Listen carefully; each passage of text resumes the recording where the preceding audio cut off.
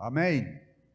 Os irmãos podem sentar-se e se nós disséssemos que a bênção de Deus esteja com vocês, vocês diriam, já adoramos a Deus, já louvamos ao nome do Senhor, já fomos desafiados hoje de manhã, toda honra e glória para Ele. Amém?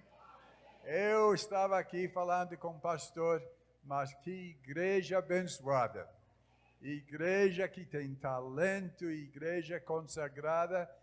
Puxa, vocês têm jeito, irmãos, de levar esta igreja mais perto de onde nós moramos e a gente iria todo domingo, viu? Seria uma alegria estar com vocês sempre. Eu estava aqui orando e a tentação agora é dizer para vocês que hoje é dia de jejum, viu? Então, o que vocês estão sentindo, desculpa. Tá bom? Às vezes minhas brincadeiras me traem, então essa podem esquecer, viu? Não é dia de jejum, pelo contrário, já temos tido uma festa espiritual. Vamos ouvir alguns testemunhos. Eu estava aqui orando, oh Deus, o que é que tu queres que eu compartilhe com os irmãos reunidos?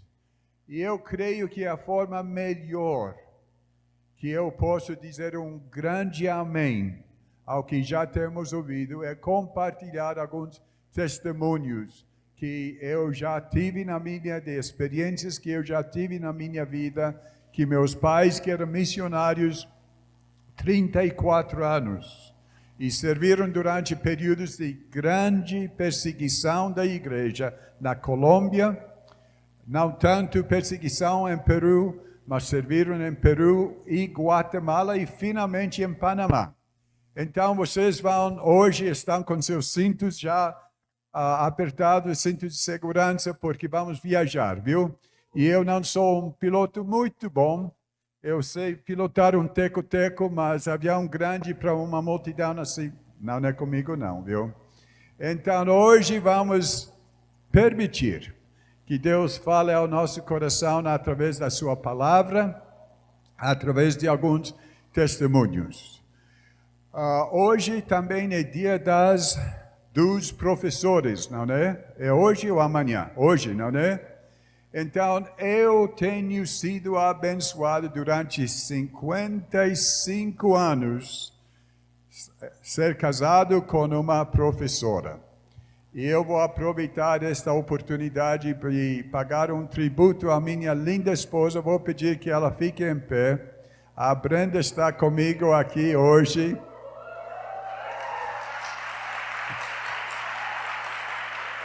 E uma fantástica esposa, uma fantástica mãe, uma fantástica missionária, fantástica professora. Agora um pouco de brincadeira da minha parte, então eu vou deixar as brincadeiras já. Vocês que estão casados com professor, professora, quando você perde as chaves do carro e pergunta seu cônjuge, onde estão as chaves? Ele ou ela responde com mais uma pergunta. Eu creio que todo professor foi ensinado a forçar as pessoas a pensar, não é? E então Brenda fala, quando foi a última vez que você usou as chaves? Eita, e agora estou mais perdido, não é? Então Brenda tem me ajudado, e agora falando seriamente, quantas vezes, quando estávamos servindo em Brasília, depois do Nordeste, a Brenda observava coisas na igreja e ela falou, podemos melhorar, podemos fazer melhor. E eu dou graças a Deus pelas professoras, os professores que estão aqui presentes hoje. Seu ministério, eu estou usando o termo certo, seu ministério vai atingir muitas pessoas que eu nunca vou ver. E vai formar vidas que vão avançar o reino de Deus de formas fantásticas. Estão me ouvindo lá atrás? Está bem, não preciso falar mais alto. Então, eu gostaria hoje de manhã falar um pouco sobre esta situação. É triste, é terrível o que está acontecendo hoje lá no Oriente Médio. E eu gostaria de desafiá-los quando vocês orem, como oramos esta semana toda, por Israel, de lembrar de orar pelo povo de Gaza. Amém? Às vezes pensamos, só Jerusalém, só Israel. Mas há muitas pessoas sofrendo dos dois lados. Deus ama todos eles. E durante suas orações, vamos lembrar de orar pelo povo de lá. Há tanta coisa que poderíamos falar hoje de manhã sobre a igreja perseguida. Eu gostaria de começar com esta parte aqui, de nós refletir, pensar para dentro, ou se você gosta de falar para a pessoa do seu lado, só neste instante, depois vamos, não. Mas se você gosta de dizer para alguém, ou você dizer para si mesmo, eu estou aqui hoje porque alguém pagou um preço. Querem falar assim? Nós estamos aqui hoje porque alguém. Muito bom. Obrigado. Obrigado. E eu entendo que todos nós estamos aqui porque algumas pessoas até deram suas vidas para que nós tivéssemos esta alegria hoje de cantar com toda esta liberdade. Eu não preciso lhes falar que eu já sou avó. Eu tenho 8 netos. E vendo as criancinhas aqui à frente, e um dos meus problemas é que eu fico muito emocionado.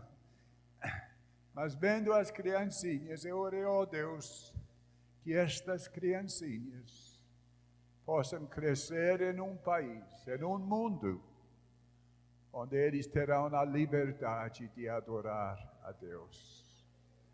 E da mesma forma que eu vi um menino lá tentando imitar o pai, pegando na guitarra ali há pouco, eu oro, Deus, que nossos filhos tenham o privilégio de realmente conhecer a Jesus Cristo e andar nas pegadas de Jesus Cristo. Eu pedi ajuda de alguns hoje para ler os trechos bíblicos. Eu vou comentar depois dos trechos bíblicos, mas antes de ler os trechos bíblicos, eu gostaria de fazer um comentário que talvez não seja necessário.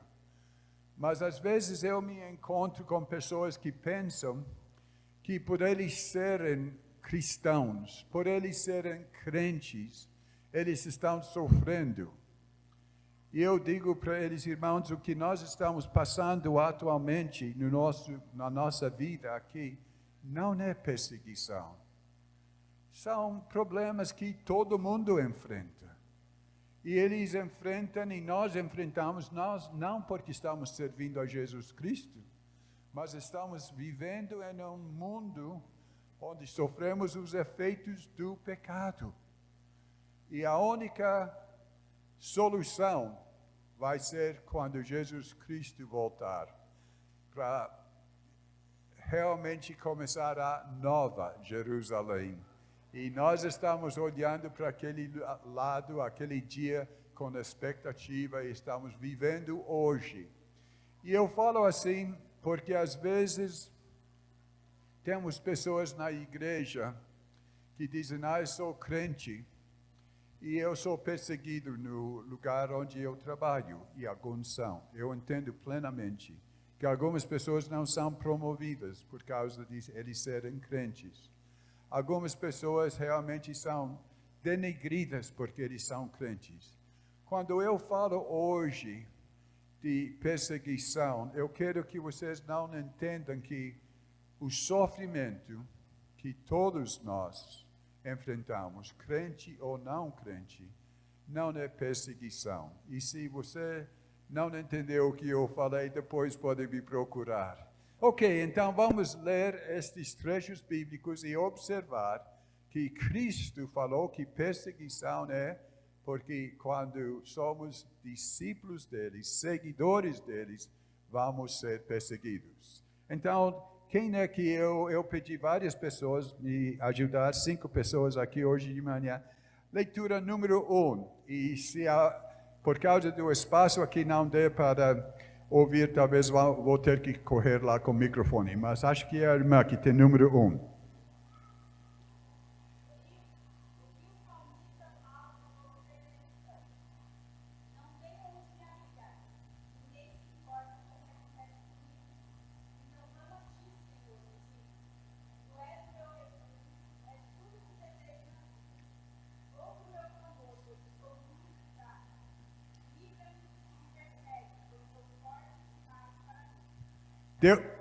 Desculpa, pode ler a citação. Deu para ouvir lá atrás? Não, então eu vou ler. Vocês já sabem que eu tenho sotaque de nordestino. A gente serviu no Nordeste e aprendi como falar português lá. Não tenho onde me abrigar. Desculpe. O salmista falando, não tenho onde me abrigar. Ninguém se importa com o que acontece comigo. Então clamo a quem? Ao governo? Não. Então clamo a ti, Senhor, e digo, tu és meu refúgio, és tudo que desejo na vida. Ouve-me, ouve meu clamor, pois estou muito fraco. Livra-me dos que me perseguem, pois são fortes demais para mim. O salmista, mesmo muitos anos antes de Jesus Cristo, já entendia que ele estava sofrendo perseguição, porque a fé dele estava em Deus. Hoje eu gostaria de deixar com cada um dos irmãos esta esperança, que Deus sabe tudo que estamos passando. E eu espero que vocês não passem perseguição. Mas eu espero que seus pés, sua vida espiritual esteja alicerçada em Deus. A minha fé não está em qualquer poder bélico.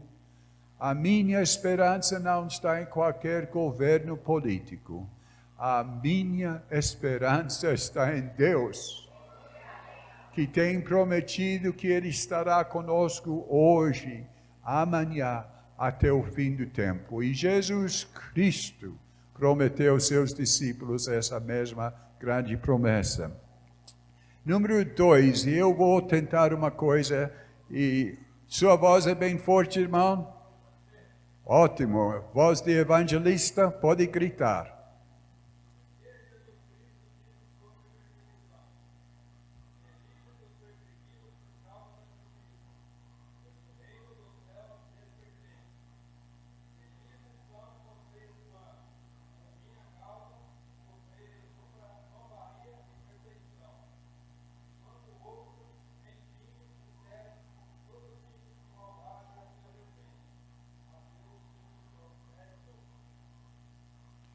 A próxima parte, irmão, meus amigos, Lucas 12, pode ler? Está ali? Mais uma frase? Não. Ok. Tenho que falar com meu secretário, então. Sou eu. Meus amigos, não tenham medo daqueles que matam o corpo. Depois disso, nada mais podem lhe fazer. Lucas 12, versículo 14. E se no fim... o irmão tem aquele... Então, vou falar de novo com meu secretário, para deixar o irmão... Desculpa, irmão, fique em pé e leia em voz bem alta.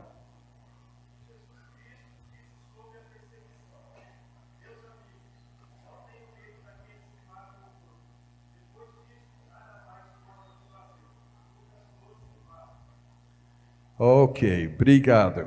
Acho que já estamos no caminho certo aqui. Cristo já reconheceu que a perseguição viria.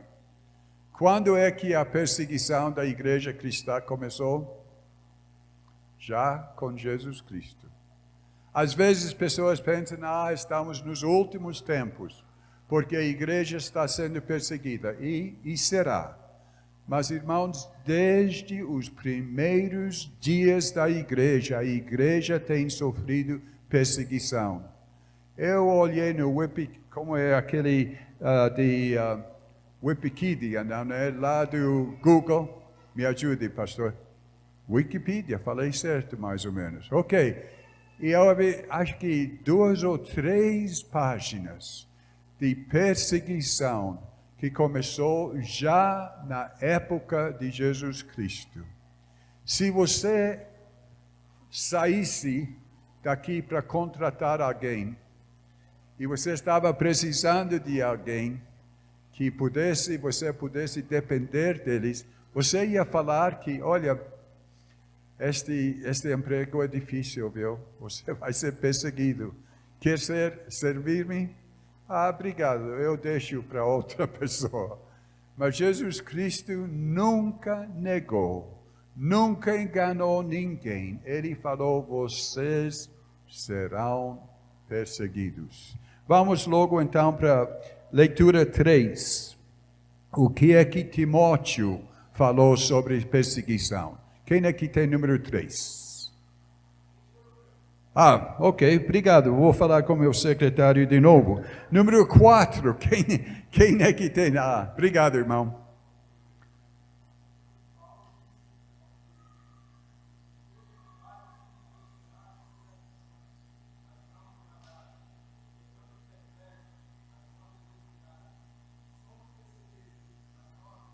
Só um instante, irmão. Será que eu ouvi? Leia essa última frase que está em negrito, de novo.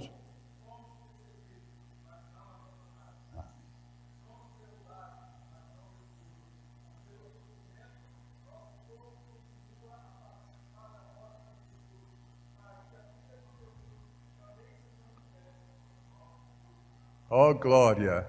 Oh, glória! E como eu falei, eu tenho todos esses escritos depois.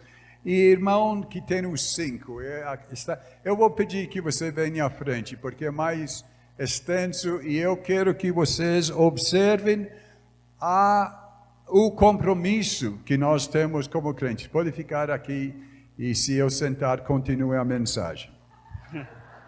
Amém. O que Pedro disse sobre a perseguição. Amados, não se surpreendam com as provocações de fogo ardente pelas quais estão passando, como se algo estranho lhe estivesse acontecendo. Pelo contrário, alegrem-se muito, pois essas provocações os tornam participantes dos sofrimentos de Cristo, a fim que tenham a maravilhosa alegria de ver a sua glória quando ele for revelada. Se vocês forem insultados por causa do nome de Cristo, abençoados serão, pois o glorioso Espírito de Deus repousa sobre vocês. Se sofrerem, porém, que não seja por matar, roubar, causar confusão ou intrometer-se em assuntos alheios, mas se sofrerem por ser cristãos, não se envergonhem, louvem a Deus por serem chamados por esse nome. Pedro 4:12-16. Deus, em toda a sua graça, os chamou para participarem de sua glória eterna por meio de Cristo Jesus. Assim, depois que tiverem sofrido por um pouco de tempo, ele os restaurará, os sustentará e os fortalecerá, e os colocará sobre um firme alicerce. A ele o poder para sempre. Amém. 1 Pedro 5:10. Amém. Obrigado, irmão. Obrigado. Cada vez mais, e vocês olhando para meus cabelos grisalhos vão entender porque cada vez mais eu entendo que a vida cristã é eterna. O que nós passamos aqui é um período muito curto. E a nossa esperança, irmãos, não é um período de 30, 40, 70 anos aqui. A nossa esperança é que o Deus justo, o Deus de amor, o Deus que prometeu nos sustentar todos os dias da nossa vida, estará conosco para toda a eternidade. Se você está hoje passando momentos onde até parentes estão te perseguindo, criticando, falando mal, lembre-se, esta fase, este período que ele chama de período curto, passará. E a nossa esperança está no Deus eterno. Meus pais, como eu já falei, foram missionários 34 anos. Meus pais saíram da Inglaterra durante o fim, realmente, ou durante a Segunda Guerra Mundial.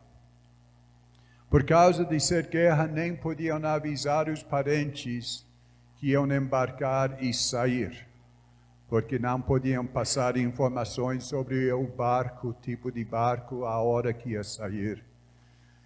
E minha mãe falou que, sendo criada numa fazenda do interior da Inglaterra, Gales realmente, o navio passou perto e ela falou: se minha mãe soubesse que eu estava saindo para a Colômbia como missionária, ela poderia ter olhado e teria visto o navio passando. Mas minha mãe não sabia que eu estava partindo para o campo missionário. Nunca vi minha mãe mais. Ela morreu durante o período que estávamos em Colômbia.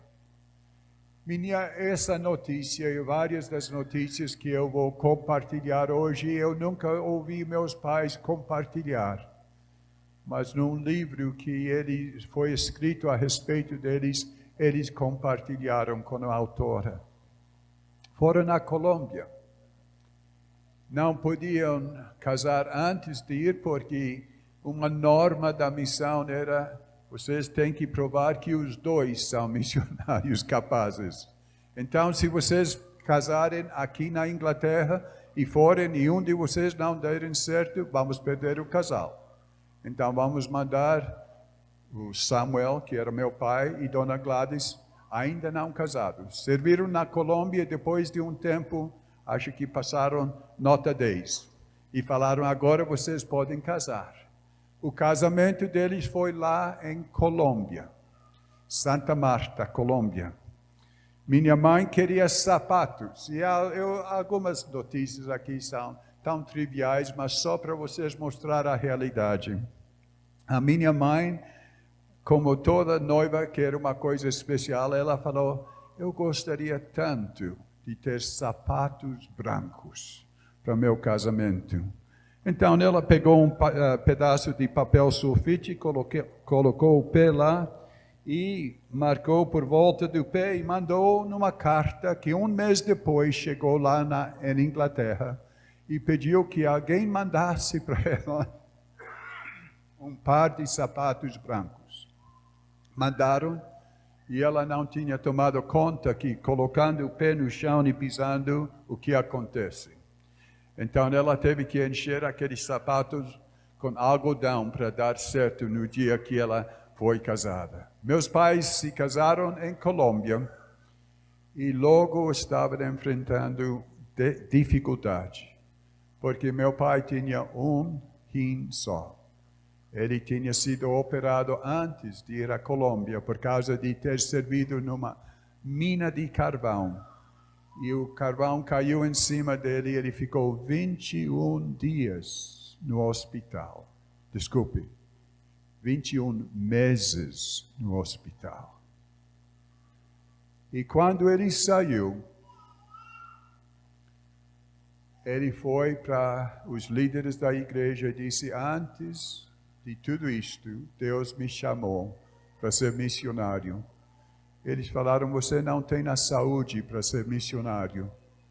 Ele falou: eu creio que Deus tem me curado. E vocês que são líderes da igreja acreditam que Deus cura?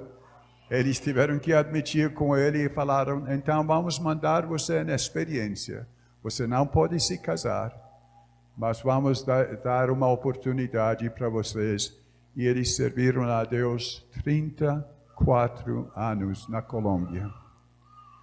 Quando meu pai queria ir para os vilarejos do interior da Colômbia, nós não tínhamos carro. Ele subia em cima de, acho que chama pau de arara, caminhão aberto, se escondia lá porque crentes eram perseguidos. Ele sabia, se ele abrisse a boca, todo mundo ia entender que era um missionário naquele caminhão. Então ele tinha o que eles chamam de ruana, em espanhol, na Colômbia, um tipo de poncho. Ele tinha um chapéu feio, ele puxava para esconder e ele andava indo de vilarejo em vilarejo, visitando, não podiam anunciar onde iam ter cultos. Eles reuniam nas casas dos crentes. E uma vez, reunidos em casa de alguém, um homem que trabalhava distribuindo refrigerantes, naquela época obviamente não era plástico, era tudo de garrafa de vidro. As pessoas fora descobriram que era um grupo de crentes. Entraram e pegaram aquelas garrafas e começaram a bater nos crentes. E Deus mandou um grupo de soldados que estavam passando pela rua e eles viram o que estava acontecendo. Entraram e mandaram embora aqueles que estavam batendo nos crentes. E quando meu pai olhou, um novo convertido estava de joelhos ali naquela sala, sangue descendo, um olho danificado, e sangue correndo pela camisa branca. Meu pai abraçou ele e disse, sinto muito.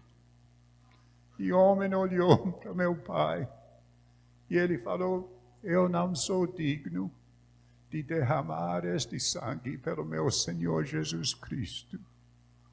Esse era o dia de perseguição. E eu estou falando, irmãos, que não era tantos anos atrás. Recebi há poucos anos agora um jornal da Colômbia já amarela. É um jornal evangélico. E lá está escrito, Dom Samuel Heap, mártir pelo Evangelho. Eu pensei que mártir era alguém que já morreu, mas no caso, pelo menos ali, naquele período, quando pessoas sofriam, eles chamavam também de mártir. Meus pais, depois de esperar tanto tempo para poderem se casar, regozijaram quando eles ganharam 2 filhos de uma vez, uma menina e um menino, gêmeos. E eles estavam num lugar onde nem médico tinha. Um homem que se tornou famoso, mais na frente, um missionário. Eu soube através da filha dele que ele carregou meu pai daquele vilarejo até um lugar onde tinha atendimento médico, porque meu pai não conseguia mais andar. Tantas experiências que meus pais tiveram. E quando eles tiveram que sair da Colômbia, eles lastimaram, em vez de dizer, que bom. Eles falaram, nós não cumprimos ainda o que queríamos. Eu vi a fotografia da congregação que eles deixaram em Chiquinquirá, Colômbia. E eu contei, um por um, 35, 36 pessoas. E meus pais falaram, não fizemos muito, estamos deixando aqui um pequeno rebanho. E eles foram transferidos para Peru. Agora vocês vão fast forward. Entendem meu inglês? Vamos correr para frente.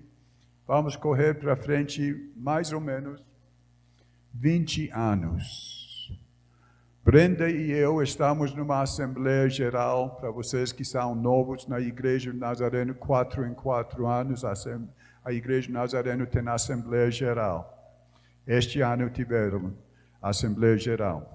Mas eu estou falando de muitos anos atrás, agora. E Brenda e eu, na hora do almoço, naquela conferência missionária, falamos, onde é que vamos comer almoço? E saímos à procura de um lugar onde tem arroz e feijão. Alguém aqui já visitou os Estados Unidos? O irmão já morou, é difícil, naquela época, pelo menos, achar arroz e feijão. Agora, graças a Deus, temos mexicanos que tem, não? Mas era difícil encontrar um restaurante que tivesse arroz e feijão. Adivinhem onde é que nós finalmente fomos? Ninguém vai adivinhar. McDonald's. McDonald's tem nada de arroz e feijão. Mas entramos lá, estamos na fila, e sem eu perceber, tinha deixado o crachá da convenção, milhares de pessoas do outro lado da rua na convenção. Eu andei até McDonald's com crachá. E eu observei que houve um casal à nossa frente que estava tentando decifrar o que estava ali, o cardápio, e eu ofereci em espanhol ajudá-los. E eu fiz o pedido desse casal, colombianos, descobri. E quando terminei de fazer o pedido, a senhora olhou para mim e notou meu nome. Vale a pena a gente usar seu crachá quando você vai no McDonald's, viu? Eu estava com crachá e ela olhou para meu crachá e falou, "Você conhece Dom Samuel e Dona Gladys Heap?" Eu falei, "São meus pais." Ela falou, "Então, deixa-me dar um abraço." E eu recebo este abraço dela e do marido ali no McDonald's. Volto a dizer, vale a pena usar seu crachá quando você for a McDonald's, viu? Então, ela deu esse abraço e eu perguntei, por que é que você queria me dar um abraço? E me perdoem. Mas ela olhou para mim e disse, porque seus pais foram na Colômbia, minha avó foi convertida e eu tive o privilégio de ser criada em um lar evangélico. Eu disse, glória a Deus. E eu pensei daquele período de perseguição que os meus pais passaram. Eu olhei para aquele casal e eu disse para ela, o casal, e vocês moram onde? Fazem o quê? E o casal disse, nós somos pastores da igreja em Cali, Colômbia. Eu falei, Cali, Colômbia? Maior igreja do Nazareno à volta do mundo. Somos pastores lá. Eu falei, então, eu quero dar a vocês um abraço. Era um dia de abraços no McDonald's. Estávamos ali abraçando, finalmente a comida veio. E voltando para casa, eu fui lembrado de novo que nós só temos uma vida para servir ao Senhor da igreja. Só uma vida. E a minha esperança é que nós sejamos fiéis hoje, para que amanhã alguém, talvez falando com nosso filho ou nosso neto, possa dizer, eu estou servindo a Jesus Cristo por causa dos seus pais, seus avós. O desafio para nós hoje, irmãos, é permanecermos fiéis. Hoje, para que a honra e glória seja para o Senhor da igreja, Jesus Cristo. Ó Deus, damos-te graças por todos aqueles que passaram por aqui antes de nós. E por causa da fidelidade deles, hoje estamos reunidos aqui nesse ambiente tão lindo, desfrutando, ó Deus, de tantas bênçãos, não só aqui, mas dia após dia.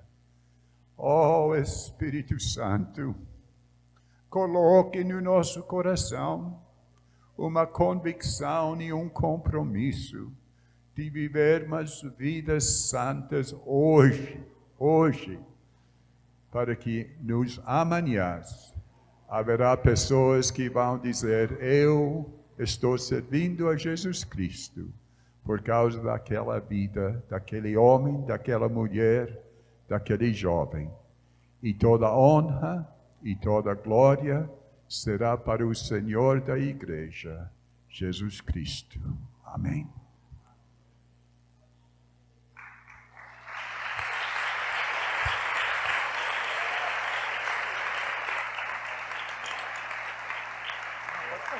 Thank you.